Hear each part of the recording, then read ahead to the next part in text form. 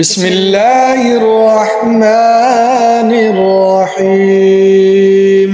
الرحمن علم القرآن خلق الإنسان علمه البيان. الشمس والقمر بحسبان والنجم والشجر يسجدان والسماء رفعها ووزع الميزان ألا تطغوا في الميزان وأقيموا الوزن بالقسط ولا تخسروا الميزان والأرض وزعها للأنام فيها فاكهة والنخل ذات الأكمام والحب ذو العصف والريحان. فبأي آلاء ربكما تكذبان؟ خلق الإنسان من صلصال كالفخار وخلق الجان من مارج من نار. فبأي آلاء ربكما تكذبان؟ رب المشرقين ورب المغربين. فبأي آلاء ربكما تكذبان؟ مرج البحرين يلتقيان بينهما برزخ لا يبغيان. فبأي آلاء ربكما تكذبان؟ يخرج منهما اللؤلؤ والمرجان. فبأي آلاء ربكما تكذبان؟ وله الجوار المنشآت في البحر كالأعلام. فبأي آلاء ربكما تكذبان؟ كل من عليها فان ويبقى وجه ربك ذو الجلال والإكرام. فبأي آلاء ربكما تكذبان؟ يسأله من في السماوات والأرض كل يوم هو في شأن. فبأي آلاء ربكما تكذبان؟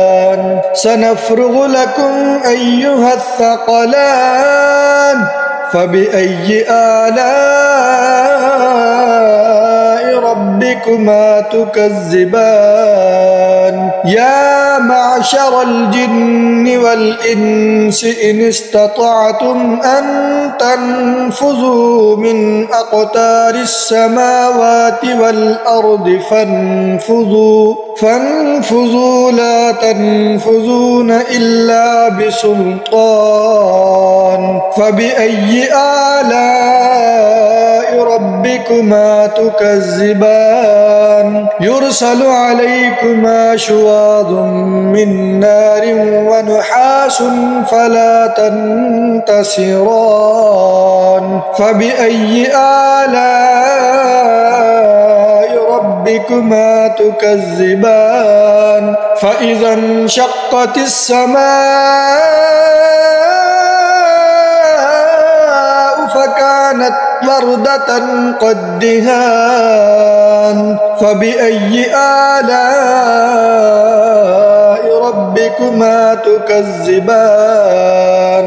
فيومئذ لا يسأل عن ذنبه إنس ولا جان.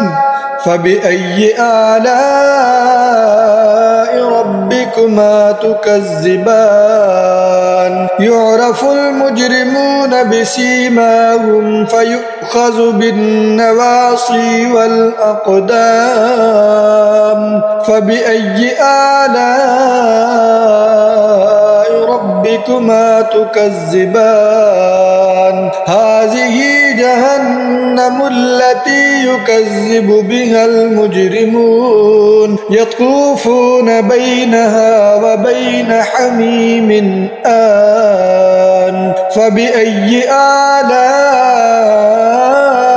ربكما تكذبان ولمن خاف مقام ربه جنتان فبأي آلاء ربكما تكذبان ذواتا أفنان فبأي آلاء ربكما تكذبان فيهما عينان تجريان فبأي آلاء ربكما تكذبان فيهما من كل فاكهة زوجان فبأي آلاء ربكما تكذبان متكئين على فرش بطائنها من استبرق وجنى الجنتين دان فبأي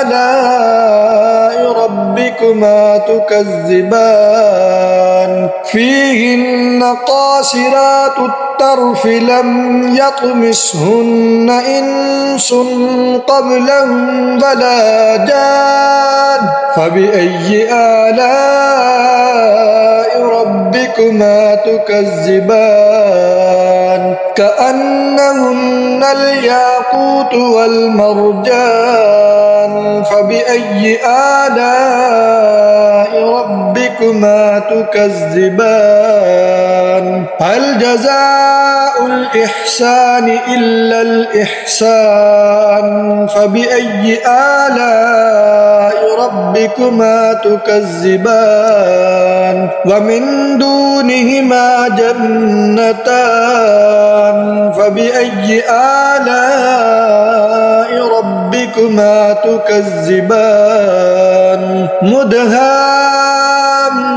مدهامتان فبأي آلاء ربكما تكذبان فيهما عينان نضاختان فبأي آلاء ربكما تكذبان فيهما فاكهة ونخل ورمان فبأي آلاء ربكما تكذبان فيهن خيرات حسان فبأي آلاء ربكما تكذبان حور مقصورات في الخيام فبأي آلاء ربكما تكذبان لم يطمسهن إنس قبلهم ولا جان فبأي آلاء